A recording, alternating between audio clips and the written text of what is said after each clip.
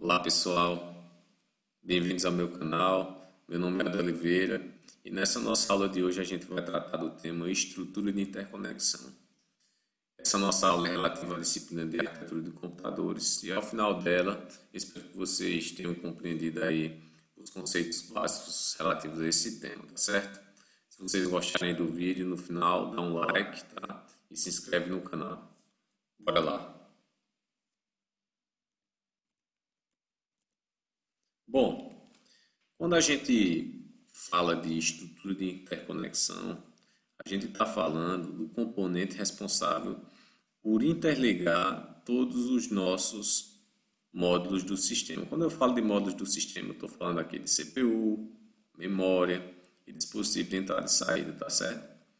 Essa nossa estrutura, né, que a gente chama de estrutura de interconexão, nada mais é do que vocês vão ver por aí sendo chamado de barramento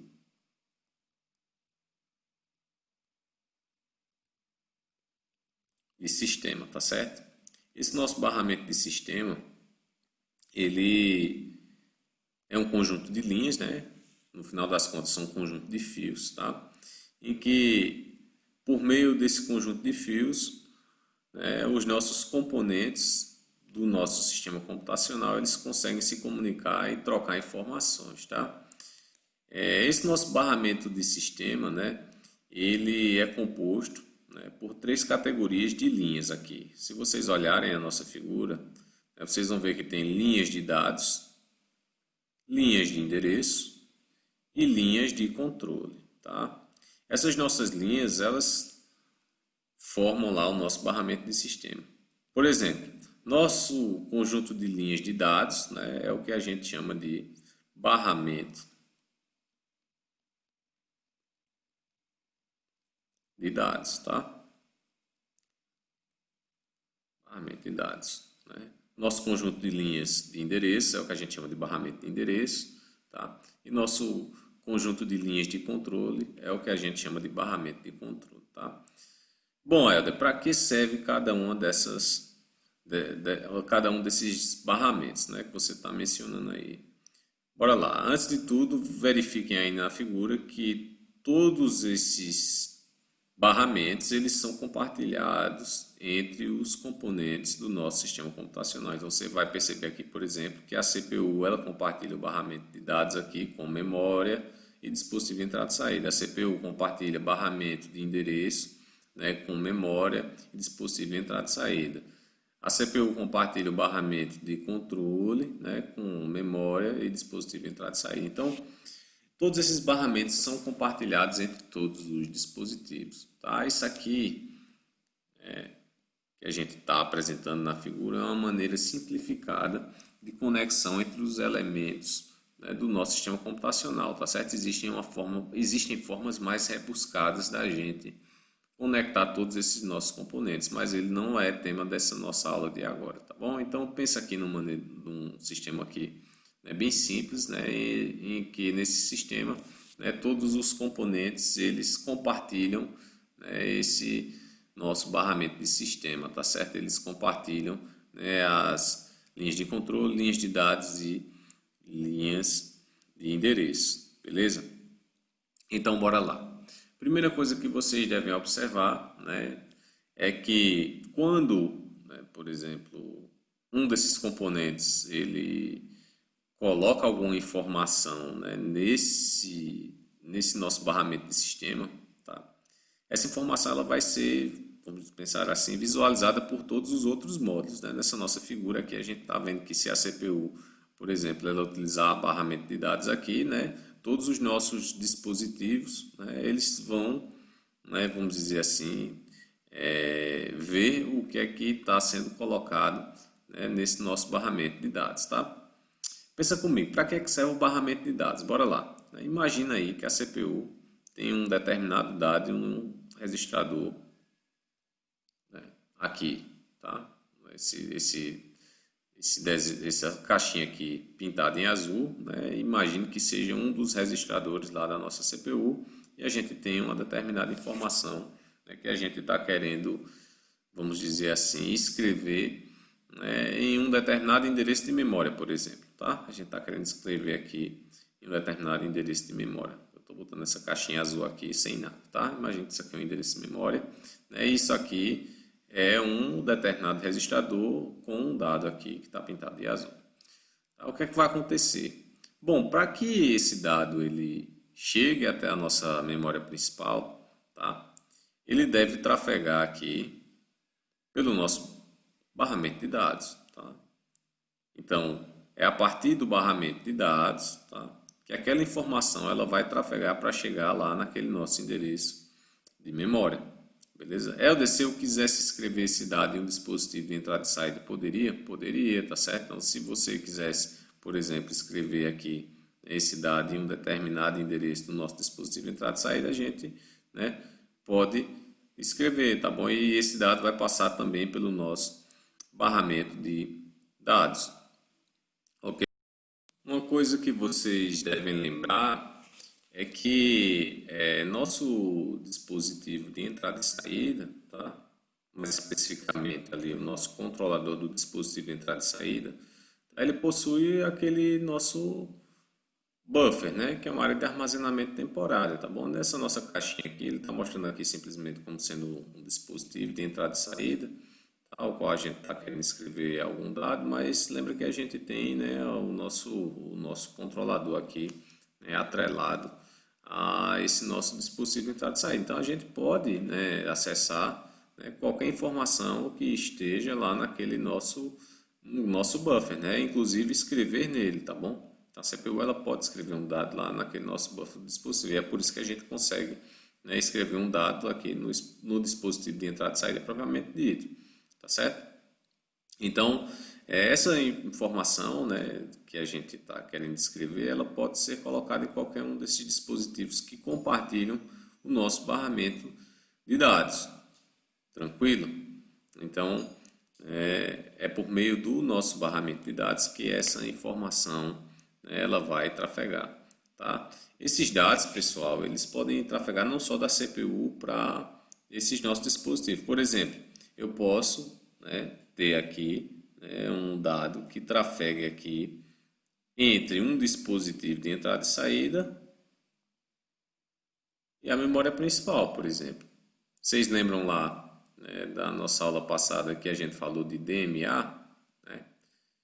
Acesso direto à memória, tá certo? Então, um dispositivo de entrada e saída, se ele, né, fizer o uso de DMA, tá certo? Se aquele sistema ele comportar o uso de DMA, né, a gente pode acessar a memória de maneira direta, tá certo? Quando eu digo a gente, né, o nosso dispositivo de entrada e saída, ele pode acessar um endereço de memória de maneira direta, seja para ler ou para escrever, tá? Então, essa troca de informação aí, entre, né, dispositivo de entrada e saída e memória, ela pode ocorrer, né, via DMA, tá certo? Então, é possível que a gente tenha, né, a troca de informação aí sem a intervenção, por exemplo, da nossa CPU, tá?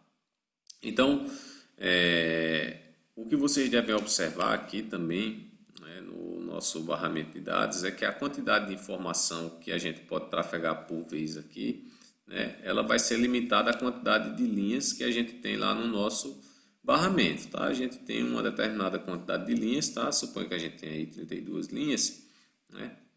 Então significa dizer, né, que lá no nosso barramento de dados a gente pode trafegar com 32 bits por vez, né? Então significa dizer que a nossa largura, né, do barramento de dados, ele é de 32, tá certo? Um barramento de largura de 32, tá? Então a gente pode trafegar aí, né, de uma única vez com 32 bits, que são o que? 4 bytes, é isso? Porque um byte, são 8 bits, tá certo? Então são 4 bytes que a gente pode trafegar por vez. Uma coisa interessante, pessoal, que vocês devem observar aqui é o seguinte, né? A minha CPU não necessariamente, né, ela vai ter, vamos dizer assim, registradores aqui internos de 32 bits, tá? Pode ser que minha máquina tenha registrador, por exemplo, de 64 bits, certo?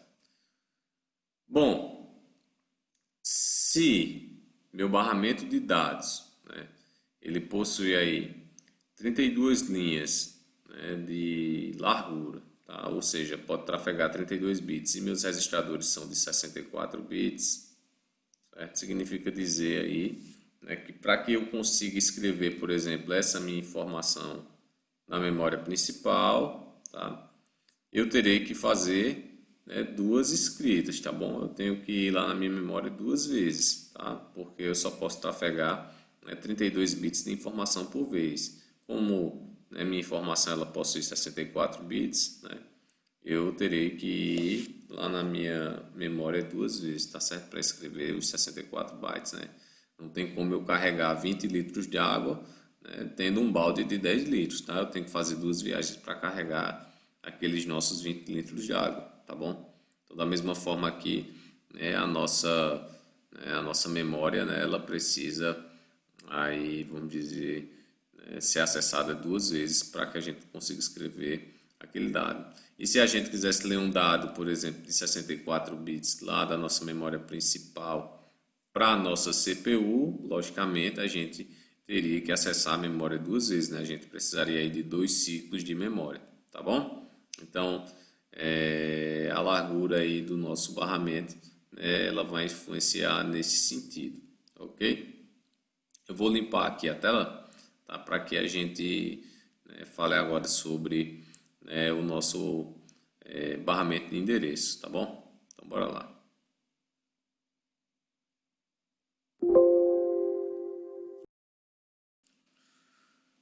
Com relação ao nosso barramento de endereço, tá? Como o próprio nome diz, o que vai trafegar nele são os endereços, tá? Endereços os quais a gente está querendo ler ou escrever, tá? Nele a gente pode ter, né, endereços, por exemplo, aqui da nossa memória principal, né, o qual a gente pode estar querendo ler ou escrever. Vamos lá para aquele nosso exemplo, né, da aula, né, da figura anterior. Então imagina aí, né, aquela nossa CPU que tem um dado no registrador, né, e a gente está querendo colocar esse dado da CPU em um determinado endereço de memória. Tá? Então esse endereço de memória, eu vou chamar aqui de X, né, ele vai ter que ser colocado aqui, né, no nosso barramento de endereço, tá certo? Então aquele X ali, endereço X, ele vai ser colocado no barramento de endereço. E aquele dado, né, aquele dado ali, que está pintado em azul, né, como naquela nossa outra figura, né, ele vai ser colocado no barramento de dados, pessoal. Tá? Preste atenção aqui, todo mundo vai perceber que existe dado aqui nas linhas de dados, tá certo? Só que o dispositivo, né, que vai responder, né, aquele recebimento do dado vai ser o dispositivo que está sendo endereçado naquele determinado momento, né, pelo nosso endereço X aqui, né? Então, quando a CPU ela diz, olha, estou querendo escrever um determinado dado, um endereço X, somente aquele dispositivo que tem aquele endereço X, ele vai responder aí, né, copiando o dado para seu endereço interno, tá certo? Nesse caso aqui, né, a nossa memória aqui, tá bom? Então ela vai ali, né, fazer a cópia, né, do dado que está disponível no barramento de dados para aquele determinado endereço de memória aqui que eu disse aqui no nosso exemplo que seria o endereço X, tá certo? Bom, existe uma influência, né, quando a gente fala do barramento de dados, tá? Na quantidade de endereços que nossa máquina ela pode endereçar, certo? Então, nosso barramento de dados não, desculpa, de endereço,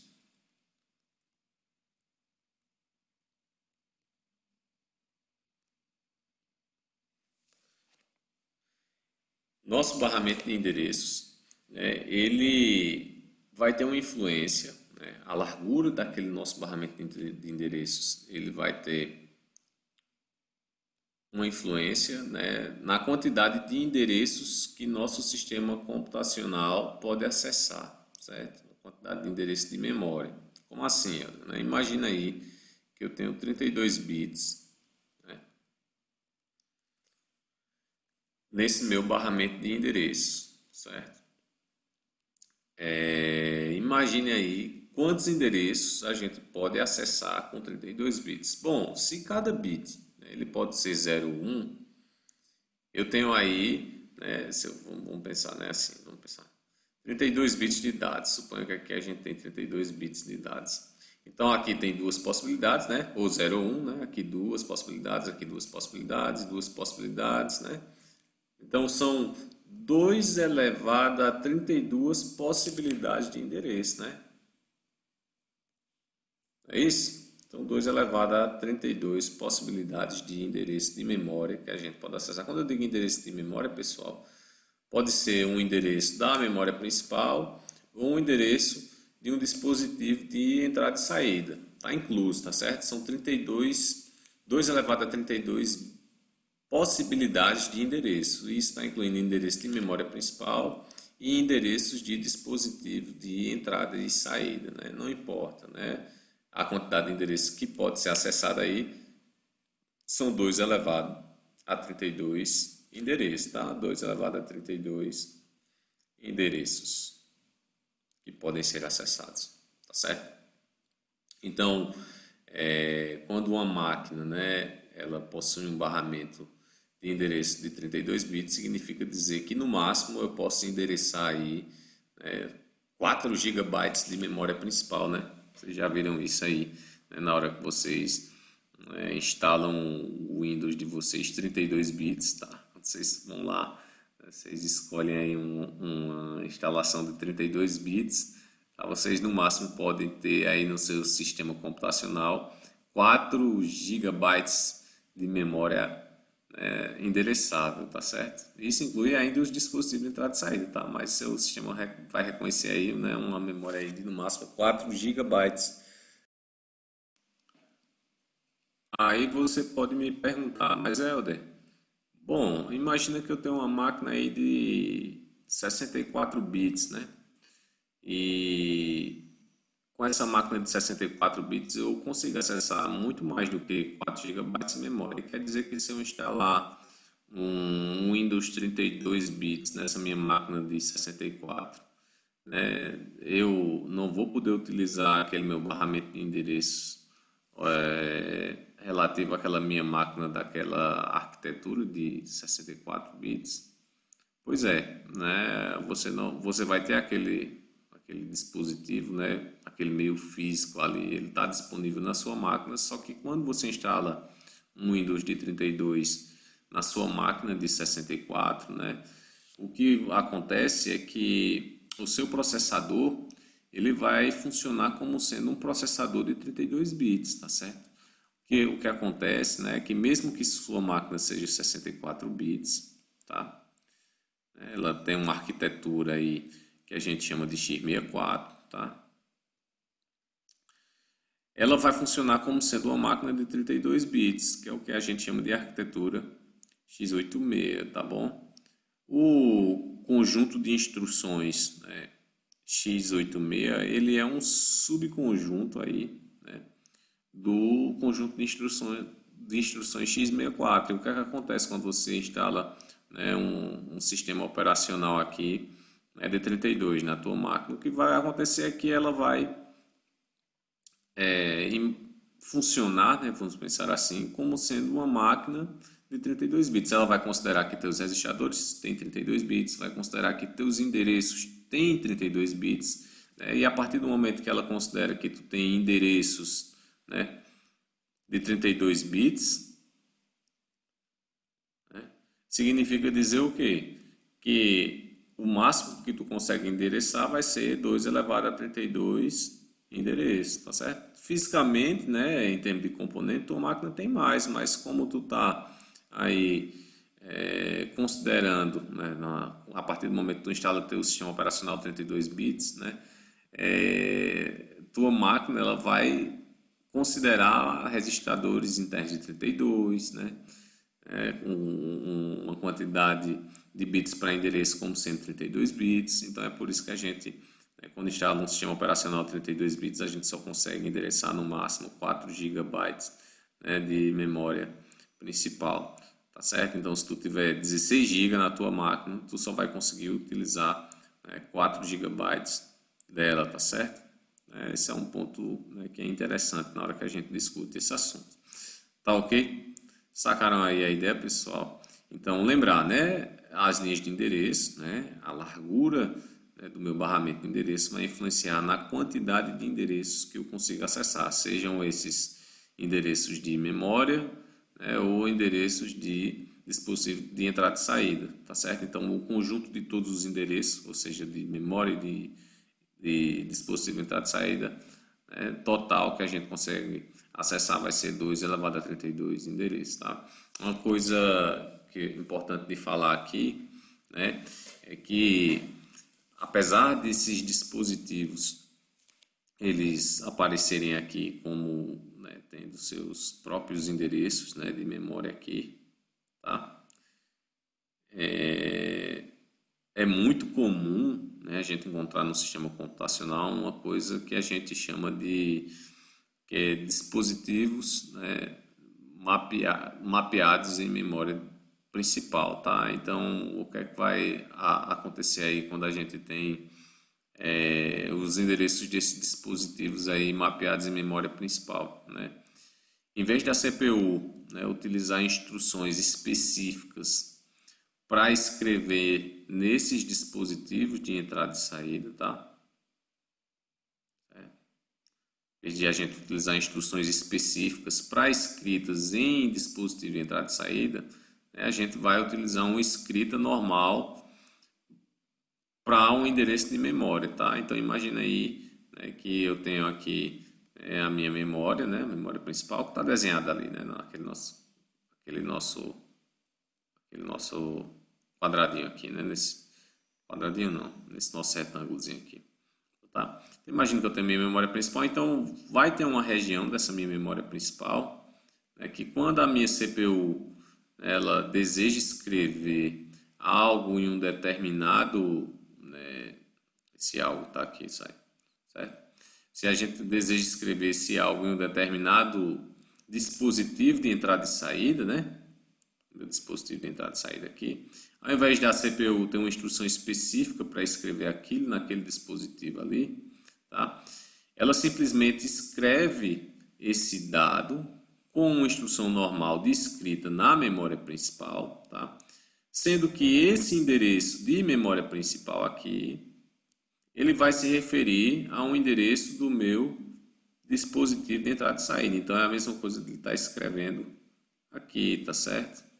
Tá? Então ele utiliza tanto para escrita na memória quanto para escrita em um dispositivo de entrada e saída uma instrução só, tá certo? Ele simplesmente, né, sabe que aquele nosso endereço, né, ele vai ser um endereço de dispositivo de entrada e saída porque esse endereço está mapeado, né,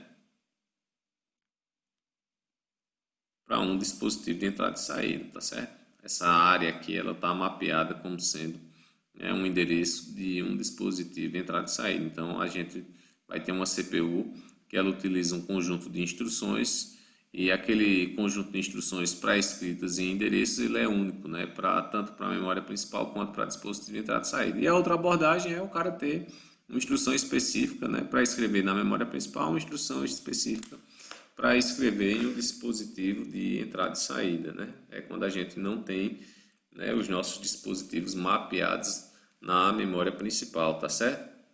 Beleza? Sacaram aí a ideia? E o próximo barramento, né, que a gente vai explicar aí é o que a gente chama de barramento de controle, tá? Eu vou limpar aqui a tela para que a gente possa falar do nosso barramento de controle.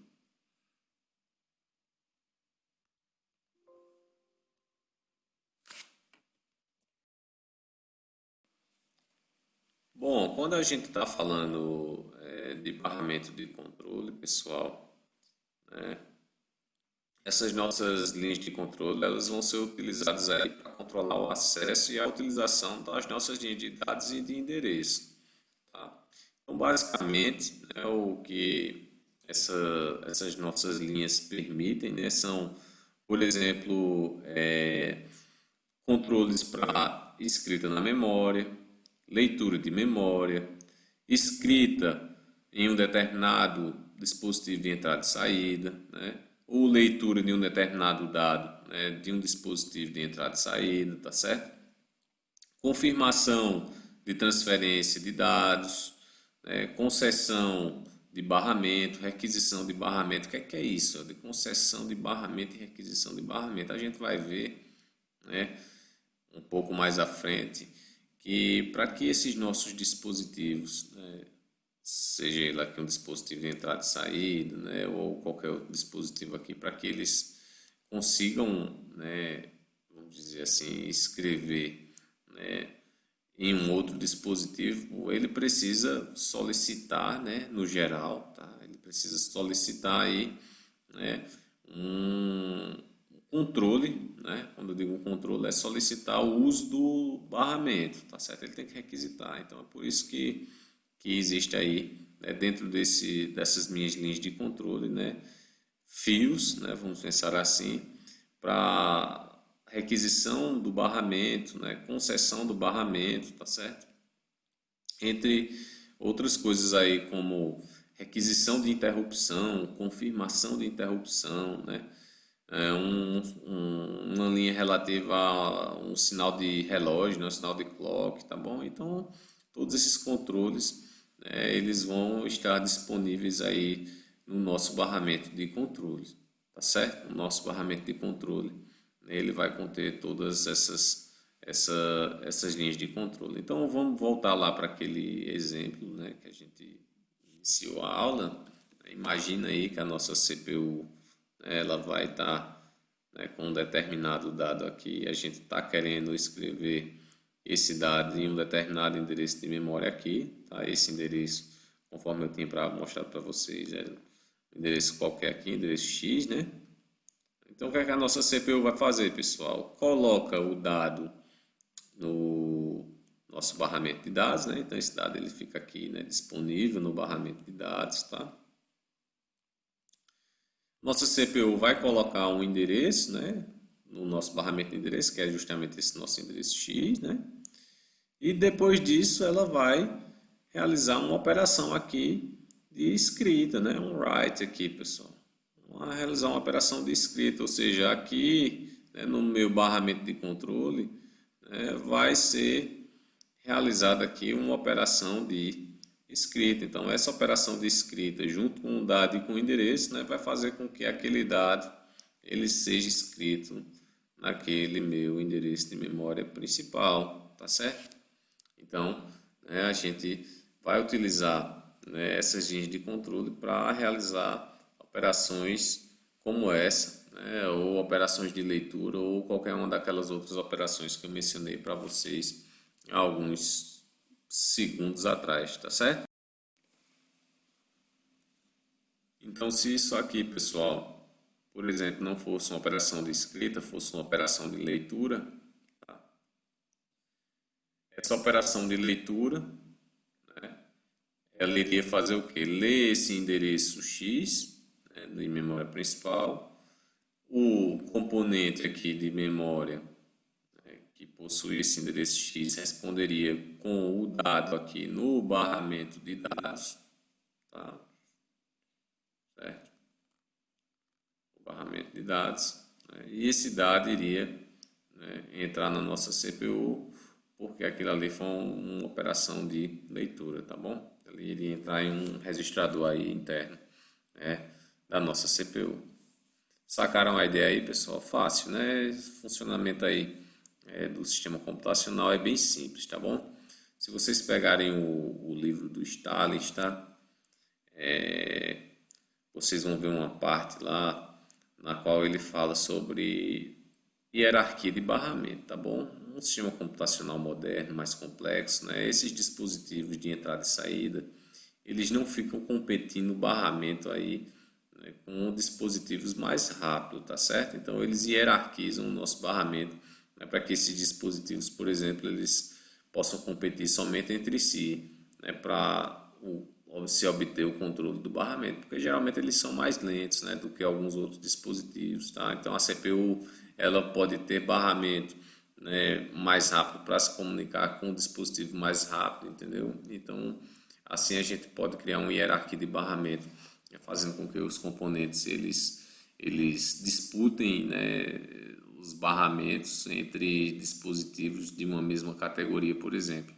Tá, ok? Isso vai fazer com que o sistema computacional ele consiga ter um desempenho melhor do que um sistema como esse mostrado na figura, né, no qual todos os componentes compartilham as mesmas linhas de comunicação, tá bem? Beleza? Vou apagar essa figurinha aqui, tá? E a gente vai falar um pouco sobre alguns parâmetros, né, de classificação aí dos nossos barramentos. Vou apagar a figura aqui para a gente escrever um pouco, tá? Perdoem aí minha letra, ela não é das mais bonitas, né, mas acredito que seja legível para vocês. Então, pessoal, o primeiro parâmetro, né, para a classificação dos nossos barramentos, né, é com relação ao tipo, certo? Então, meu barramento, ele pode ser do tipo multiplexado,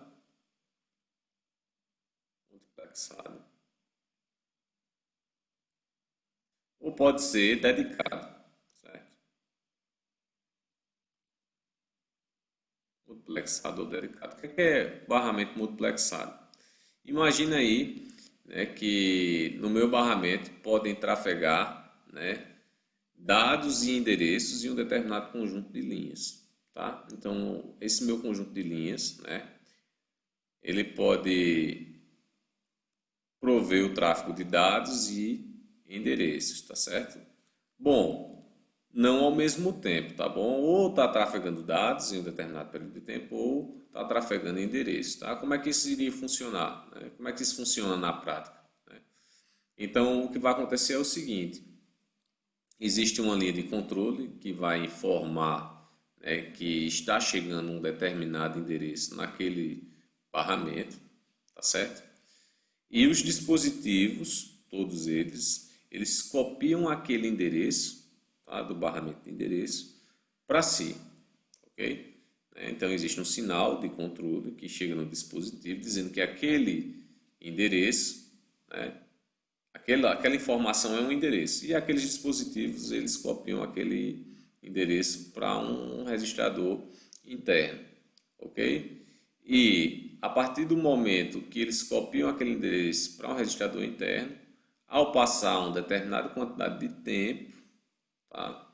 O que vai acontecer é que vai ser jogado um dado naquela mesma linha de comunicação a qual tinha chegado o endereço, né? E aquele dado vai se referir, né, ao dado que deverá ser escrito naquele determinado endereço que foi disponibilizado anteriormente, tá certo? Então, vai ter uma questão aí, né, de uma quantidade de tempo, né, específica para que aqueles dispositivos copiem aquele endereço, tá? E caso aquele endereço se refira ao endereço interno deles, né, de algum deles, né, aquele dispositivo ele vai copiar o dado, né, que vai vir posteriormente naquelas mesmas linhas, né, que vieram os endereços, tá certo? Então isso é um barramento multiplexado, tá certo? Beleza, né? E com relação ao nosso barramento dedicado, como é que isso funciona, né? Então a gente vai ter uma dedicação aí que a gente chama de dedicação funcional, tá? Dedicação funcional. Ou uma dedicação que a gente chama de dedicação física. Qual a diferença entre um barramento que ele é dedicado de maneira funcional, né, e um barramento que é dedicado de maneira física? Imagina aí, né, um barramento que ele possui linhas de dados e endereços distintos, diferente do multiplexado, né? Se a gente tem assim dados, né, e endereços, né, oriundos de linhas distintas, certo? Então, dados e endereços, né, elas trafegam em linhas distintas, né? Linhas distintas, certo? Então, isso é uma dedicação funcional, tá? A gente tem, né, um barramento o qual só trafega dado ou só trafega endereço, tá? E uma dedicação física, Helder. O que é que seria isso aqui? Lembra quando eu falei sobre a questão da hierarquia de barramentos? Então eu poderia ter aqui um barramento só para dispositivo de entrada e saída. Barramento, né, específico. Isso aqui é um exemplo, tá bom, pessoal? Isso aqui é um exemplo, tá? De dedicação física. Barramento, né, para específico, né, específico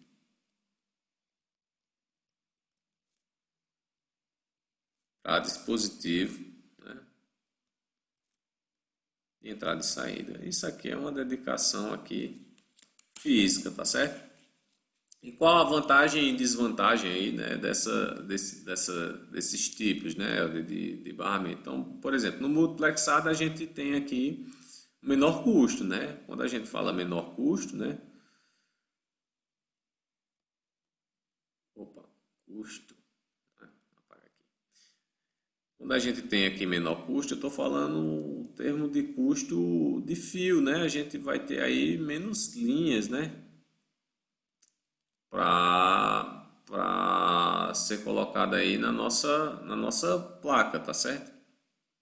Então, a gente vai ter aí, né, vamos dizer assim, um custo menor porque a gente vai ter menos fios, tá? No caso do dedicado, né, quando a gente tem linhas de endereço e linhas de dados distintas, a gente vai ter um custo maior com relação aos fios, né? A quantidade de fios que a gente vai ter aí, tá?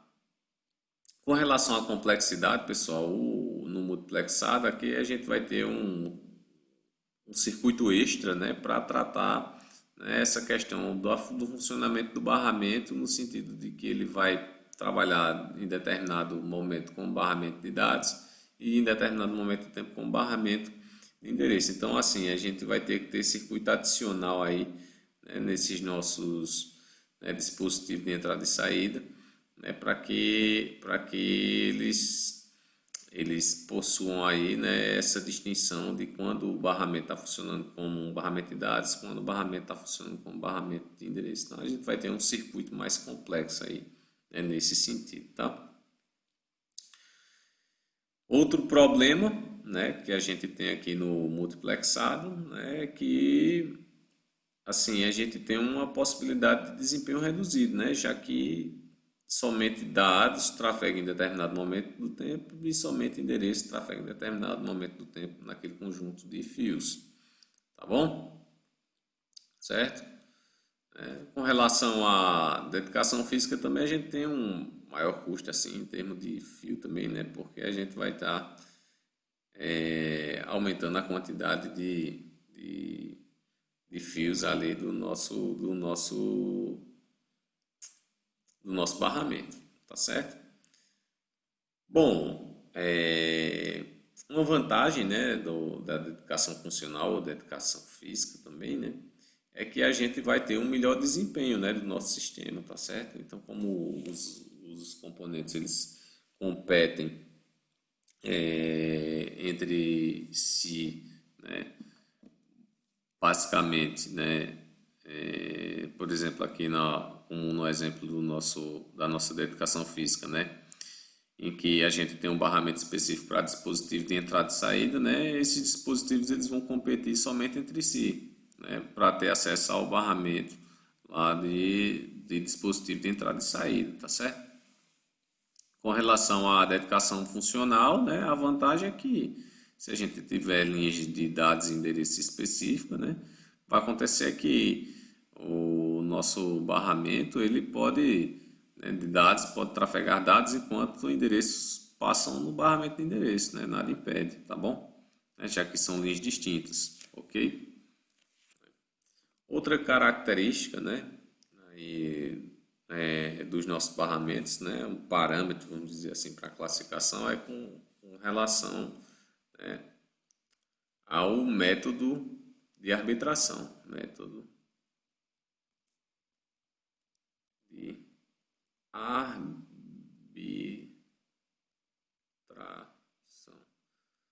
Bom, O método de arbitração ele pode ser centralizado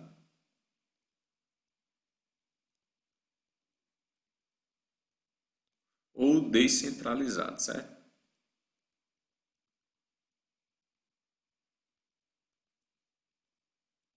O que é isso, Helder? É o seguinte, né? Pensa aí comigo, né, que existe um monte de dispositivo lá no nosso sistema computacional. Esses dispositivos eles querem utilizar esse meio de comunicação, que é o barramento, tá? E deve existir alguma forma de controle para isso, né? Imagina se eu estou numa sala cheia de aluno, né? E se todo aluno quiser falar ao mesmo tempo, eu não vou entender nada, né? Então, existem duas abordagens aí, né? Alguém controlando quando cada aluno fala, né? Ou os alunos tendo um mínimo de bom senso, né? E só falando quando o outro terminar de falar ou quando não escutar ninguém falando, tá certo? Então, basicamente, né? Se a gente pensar em dispositivos, né? De entrada e saída, né? Tá? Na hora que eles estão querendo, né, obter o controle do barramento, não obter o controle, não, querer utilizar o barramento, né? E existem essas duas abordagens, tá certo? Então vamos falar primeiro, né, da nossa abordagem centralizada, tá? Então a nossa abordagem centralizada, né, basicamente a gente vai ter aí, né, alguém, vamos dizer assim, controlando o acesso ao barramento, tá? Esse alguém geralmente é o que a gente chama de árbitro, tá? A gente tem um árbitro aqui, né, que vai controlar quem acessa um barramento em determinado momento, tá? Esse árbitro ele vai, vamos dizer assim, definir quem é que vai utilizar o barramento em determinado momento. Então, imagina que eu, né, professor, vou ser o árbitro, eu que vou definir qual é o aluno que vai falar na sala em determinado momento. E nesse outro caso, né, no descentralizado, tá, a gente não tem, né, essa figura do árbitro, tá? Então, aqui, né, aqui não existe, né, não existe um árbitro, tá?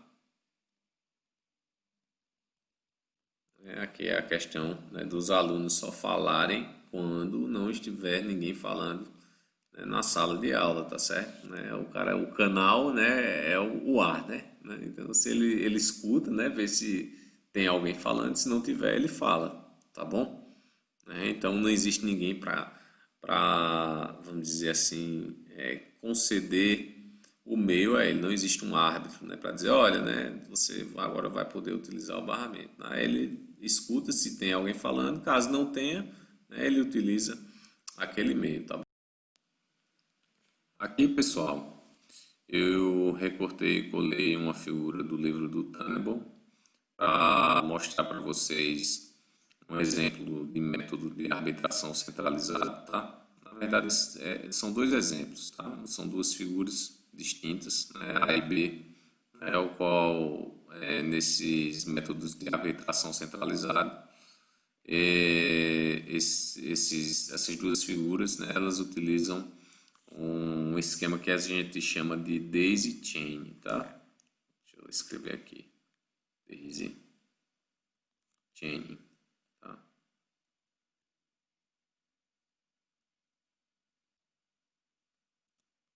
Daisy chain. E esse aqui é um daisy chain também, tá bom? Daisy chain. Qual a diferença, Helder? É que esse aqui não faz uso de prioridades, tá? E esse aqui faz uso de prioridades, né? Fazendo, para que eu já explico para vocês, tá?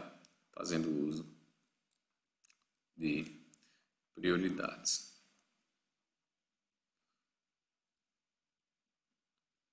Então é o seguinte, imagina aí, né, que eu tenho aquele elemento centralizador, né, que é o nosso árbitro, tá bom? E o árbitro é quem vai definir qual dispositivo vai utilizar o barramento em determinado momento, tá? Então imagina aí que eu tenho uma linha, somente uma linha, um fio, tá? No qual a gente chama esse fio de bus request, tá? É uma linha de requisição de barramento, a qual todos os dispositivos de entrada e saída eles estão conectados, tá? E o nosso árbitro, né, ele vai conceder o barramento por meio dessa linha de comunicação aqui chamada bus grant, tá?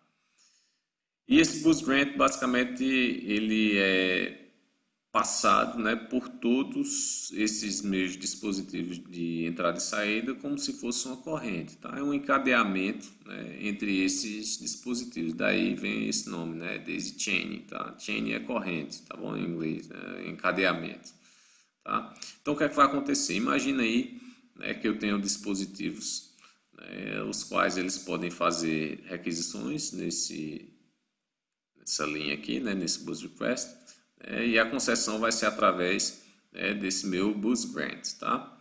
Então o que é que vai acontecer? Imagina que o dispositivo 2 ele deseja utilizar o barramento, então ele vai emitir aqui um sinal no bus request e o meu dispositivo 3 também deseja utilizar o barramento, ele vai emitir um sinal, tá? O meu árbitro ele não sabe quem emitiu o sinal para a utilização do barramento. O que é que ele faz? Ele emite aqui um sinal de concessão, né, para o dispositivo mais próximo, tá? Então, se esse cara aqui, esse dispositivo 1, né, se foi ele quem desejou utilizar o barramento naquele momento, ele vai ter a concessão do barramento, porque ele está mais próximo aqui, tá bom? Então ele vai ser o primeiro a ser testado. Então, como não foi ele, tá? Ele repassa, né, esse sinal do bus grant para o próximo dispositivo, no caso o dispositivo 2, tá? Como esse dispositivo 2 ele fez a solicitação de uso de barramento, tá certo? Pelo bus request, o que é que vai acontecer? Ele não propaga mais esse sinal para frente. Então, esses dispositivos que estão aqui atrás, né, eles não vão poder utilizar o barramento porque eles vão ter menor prioridade do que esses dispositivos que estão mais à frente deles, ok?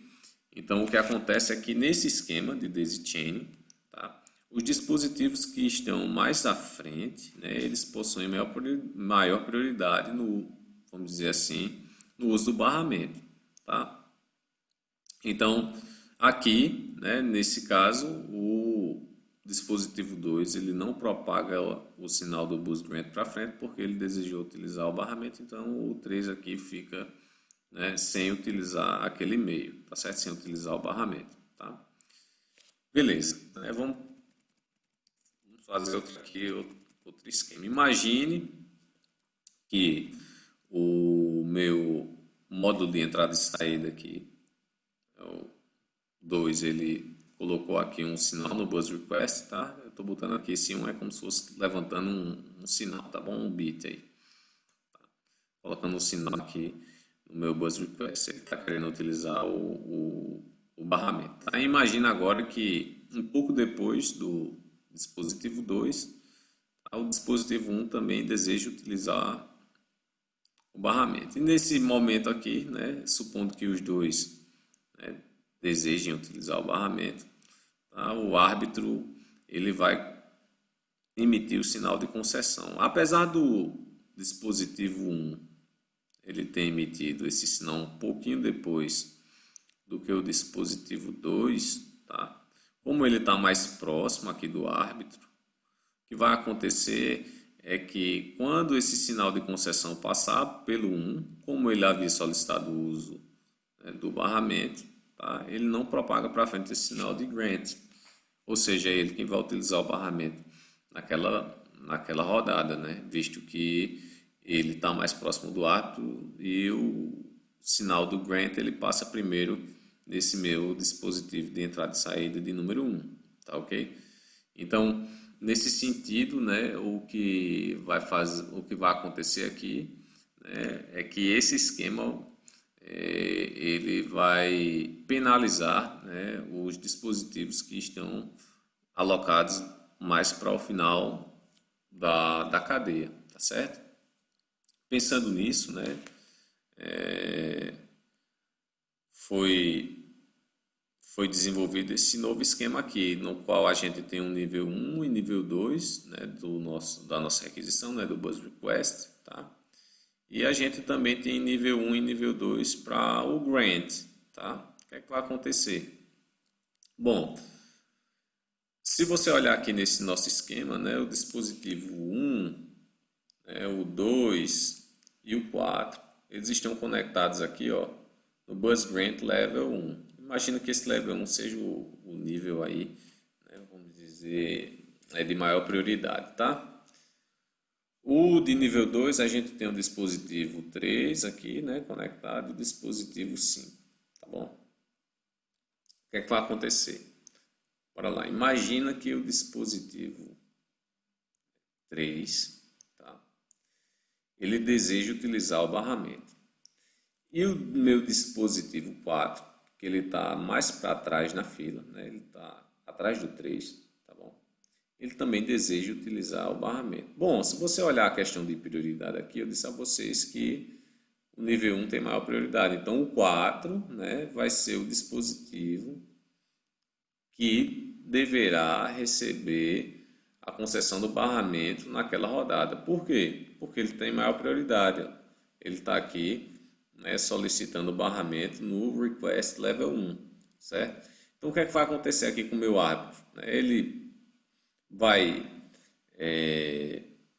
repassar, né, esse sinal de Bus Grant Level 2 e Level 1, tá? Então, esse sinal aqui de concessão do nível 2 e nível 1, ele vai repassar aqui, né, por todos esses dispositivos em cadeia também, né? Lembra que aqui é daisy chain também, tá bom?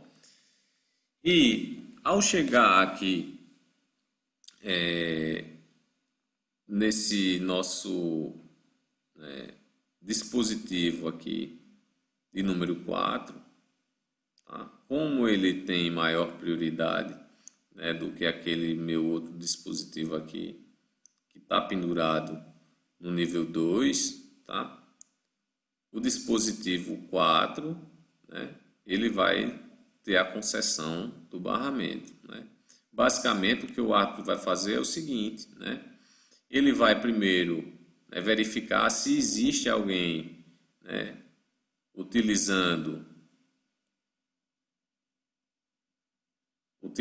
querendo utilizar o barramento que esteja pendurado aqui no Buzz Request nível 1, né? E o único que está aqui no nível 1, tá pendurado aqui no Buzz Request nível 1, é justamente esse dispositivo 4. Então ele vai ter a vez aqui em relação ao 3. Ô Helder, por que que esse Grant Level 1 ele passa pelo 3 também?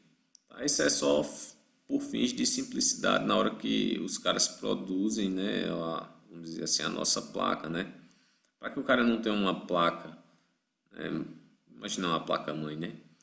Em que ele precise fazer esquemas aí de pular os dispositivos, simplesmente ele bota todos os fios ali na placa, né? Pega o conector, né? Imagina aí um slot aí, ele simplesmente bota esse slot aqui, tá?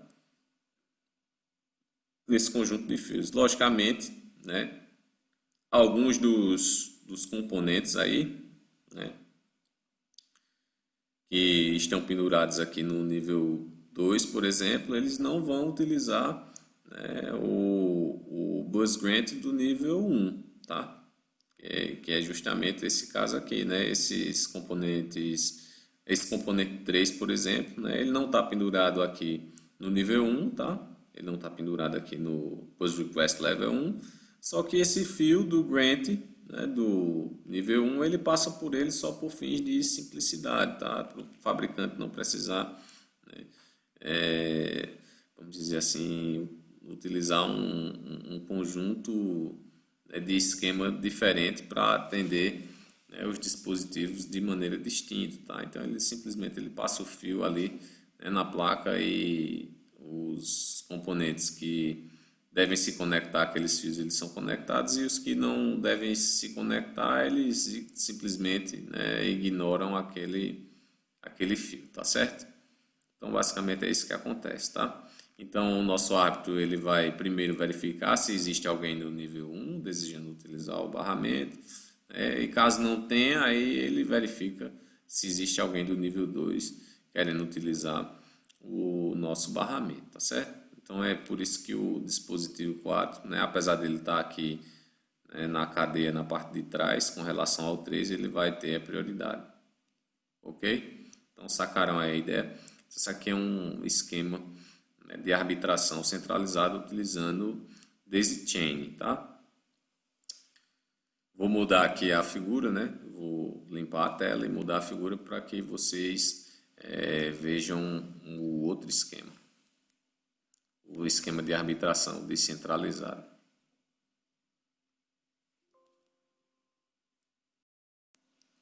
Então, bora lá, né, mostrar um método de arbitração descentralizado, tá? Essa figura também é do nosso livro do Thunderball, tá? E aqui, né, a gente tem o que a gente chama de linha de arbitração, tá? Apesar de a gente ter a linha de arbitração aqui, a gente não tem um árbitro associado, né, para definir, né, quem vai utilizar a linha em um determinado momento. O que vai acontecer aqui é o seguinte, né? A gente tem um buzz request, né, assim como naqueles outros nossos esquemas, tá? Se vocês perceberem aqui, a gente está utilizando o daisy chain também. Daisy chain. A gente está utilizando o daisy chain, tá? Só que aqui a gente tem uma linha extra aqui, né? Uma linha chamada buzz, né? Ou seja, o que é que vai acontecer? Essa linha chamada buzz, ela vai ser utilizada pelos nossos modos de entrada e saída, né? Nossos dispositivos de entrada e saída aqui, da seguinte maneira: toda vez que alguém quiser realizar uma solicitação do barramento, né? Toda vez que alguém quiser fazer um buzz request, né, ele vai verificar se tem alguém utilizando o barramento naquele determinado momento. Esse buzz request, pessoal, não é para ninguém não, além deles não, tá? Não tem um árbitro aqui do outro lado não. Simplesmente, esse buzz request ele vai emitir aqui um sinal, tá? Todos esses camaradas aqui que estão pendurados, né, eles irão escutar esse sinal do buzz request, certo? Ou seja, da requisição do barramento, tá? E o que vai acontecer é que quando, né, a linha de arbitração aqui ela passar pelo dispositivo, né, que desejou utilizar o barramento, tá? Ela não vai ser propagada para frente, tá certo? Entenderam aqui a ideia? Então, o que é que vai acontecer? Imagina aí, né? Imagina aí que o dispositivo 2 e o dispositivo 3 aqui, eles colocaram ali, né? Vou fazer uma setinha aqui, tá? Dispositivo 2 e o dispositivo 3, né? Eles né, solicitaram aí o uso do barramento, buzz request. Pensa naquela linha, né? Uma linha só, né? O que é que vai acontecer aqui é que aqui, né, todo mundo vai escutar, opa, existe alguém querendo utilizar o barramento. Ninguém sabe quem é aqui, tá certo? Nenhum dos módulos sabe quem é que está querendo utilizar o barramento naquele determinado momento. Porém, né, quando essa linha de arbitração ela começar a ser propagada aqui, ó, o dispositivo de entrada e saída 1, ele não deseja utilizar o barramento, então ele propaga isso para frente, né? Dispositivo de entrada e saída 2, ele deseja utilizar o barramento? Deseja, então ele não propaga e ele ainda levanta o sinal aqui, né, dizendo que a linha de comunicação agora está ocupada, ok? Então aqueles camaradas, né, o 3, 4 e 5, né, eles vão escutar que a linha está ocupada. O 3, né, ele vai se mancar aqui, né? Ele vai ver que a linha está ocupada, ele estava querendo usar, né, mas ele percebeu, né, que a linha nesse momento está ocupada, então simplesmente ele vai tentar utilizar o barramento na próxima rodada, ou seja, quando esse sinal de buzz aqui, né, ele for colocado em 0, tá certo? Aí os componentes eles podem, né, emitir aí um buzz request novamente, tá certo? Então isso é uma forma descentralizada, a gente não tem um árbitro aqui, né, controlando a concessão do barramento, né? Os dispositivos de entrada e saída eles são, vamos dizer assim, maduros o suficiente, né, para conseguirem entrar no consenso de quem vai utilizar o barramento em determinado momento. Sacaram a ideia aí, pessoal? Na próxima aula a gente vai falar ainda sobre o barramento, né? Na verdade a gente vai finalizar o conteúdo, né? Falando sobre os tipos de temporização, né? O barramento ele pode ter uma temporização síncrona e uma temporização assíncrona. Mas isso aí é conteúdo da próxima aula, tá certo? Então, pessoal, se vocês gostaram do vídeo, não esquece de dar o like aí, segue no canal e até a próxima aula. Valeu!